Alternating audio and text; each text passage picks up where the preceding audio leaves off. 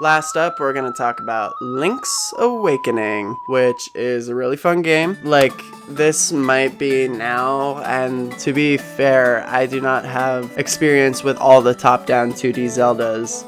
But as of right now, this game is my favorite top-down 2D Zelda. It really gave me an appreciation for the formula, where up until now, I've dabbled in top-down Zelda, but I'm more of a Zelda fan through the 3D titles, and especially Breath of the Wild and Tears of the Kingdom. The opening cinematic and closing cinematic, which are fully animated, done in a more anime style, those parts are really awesome. They're breathtaking and really put me in the world of Link's Awakening. The main art style that's used throughout the rest of the game and that they're now going to be using in Zelda Echoes of Wisdom. I just love the art style. The whole thing's super quaint and cute, and it brings an appropriate amount of whimsy to the Legend of Zelda. Some enemies transitioned less well with this upgraded art style. There's some of those more vague, abstract enemies, which I recognize from the very first Legend of Zelda game, that now they just look a little gross in 3D in this more high-res state.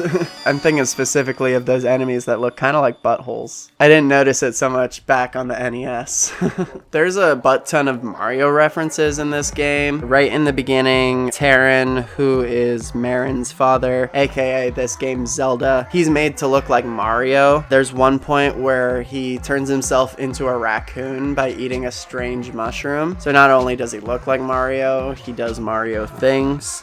There's chain chomps, there's Goombas. Game also has piranha plants, the cheap fishes. There's Spinies, and really way more Mario characters than that. There's a lot of Mario references in this Zelda game. And I think since it takes place in a dream world, which you find out through progressing the game's story, I think it's a fun way for Nintendo to put Mario things in a Zelda game. They're like, well, it's a dream, so let's put zany Mario stuff here. And it works. I love seeing those Mario elements. They were a welcome inclusion. The Chain Chomp that's in the game, there's actually a small section where you have him attached to you and you get to walk around the overworld, and he eats enemies around the overworld. And that Chain Chomp is awesome. Like, I wish you got to keep him for the whole game, because he is a beast. He is a living shield that's also an offensive tool. He will just eat any threat that's in your immediate radius, which is awesome.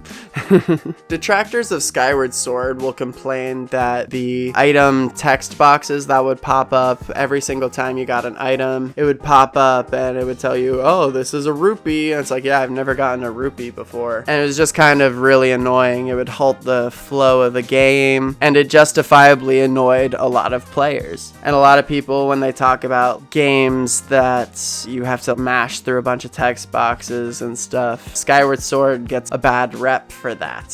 That got improved in the HD remake, and just before that came out, I would say that the Link's Awakening remake, that game does the same exact thing that Skyward Sword does, if not worse. It'll do the thing where it repeat tells you, hey, you got this item, even though you've definitely gotten a rupee before. And then every time you do get a new item, the text box will come up, and you can't immediately close the text box after the do-do-do-do. You have to wait a full second after the do-do-do-do to hit A and continue with the game. In dungeons, it completely halts the flow of progression, constantly getting small keys in the dungeon chest and then having to wait for the jingle to finish and mash A and wait for the additional second after the jingle finishes.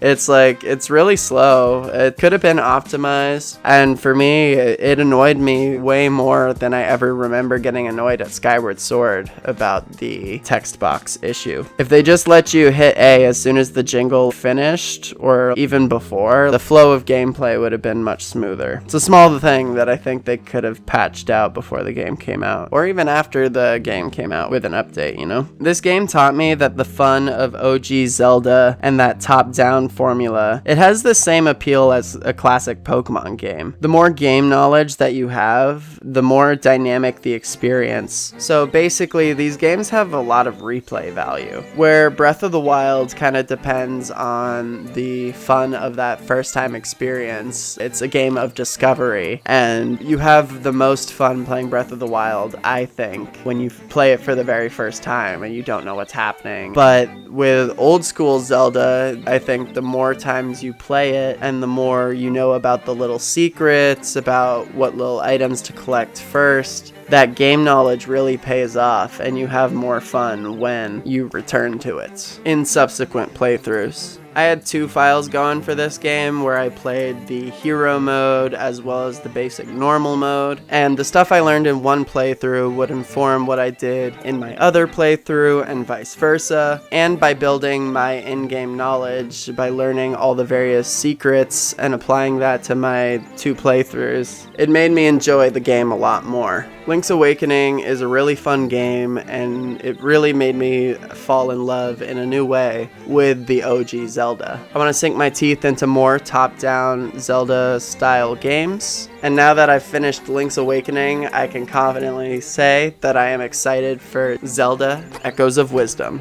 I also like the little platforming sections this game throws in. They're cute, they're not overly challenging, but they're a cute little addition and a fun way to just add a little pizzazz to this game's dungeons. Final review of Link's Awakening. I'm really glad I finally got around to beating this title. I've owned it since basically it came out, and I played the first hour of it, dropped it, and it's been sitting on my shelf ever since. Actually, seeing it through gave me a whole new appreciation for this whole branch of Zelda games that I never really got into past the very first Zelda game and a little bit of A Link Between Worlds. Top-down Zelda just never really did it for me before, but all the charm of Link's Awakening really won me over. And so if you're also not super familiar with the top-down Zelda formula, or just enjoy that formula and haven't had a chance to try Link's Awakening yet, you're missing out by not trying this game. And so I think it's definitely one that you should add to your bucket list as well. Thank you so much for watching. If you like this video, I did another batch of videos where I talked about the other games I've played on my bucket list so far this year. You can click that video here. You can also check my friend Marinara Man's video where he talks about his bucket list that he went through. He's a great friend of the channel and another great person to watch if you're a fan of this type of video. And until next time, like, comment, subscribe,